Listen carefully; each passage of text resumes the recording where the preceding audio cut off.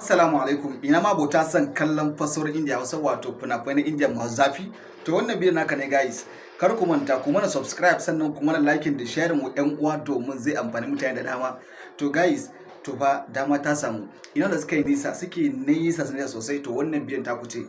Idan ka kan kallon fasarar Indiya Hausa to muna da BIP group. Duk wanda yake so ya ringa kallon fina-finai wato na Indian Hausa to dama ta samu fa guys. Duk wanda yake bukata muna da group namu wato ta wata duk ko ina kake zaka yi wani magana mu kuma faɗa ma sarikan yadda muke tura mutane fina-finai insha Allah kuma zaka samu fina-finanka lafiya lau a cikin kwanciyar hankali.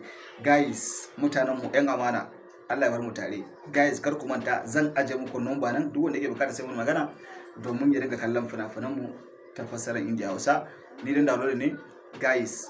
To Allah ya samu dace guys, kar ku manta da liking da sharing kuma zan aje muku number a kasan description ko na Telegram ko na WhatsApp duka insha Allah duk wanda yake yin magana zai same daga nan. Allah ya samu dace.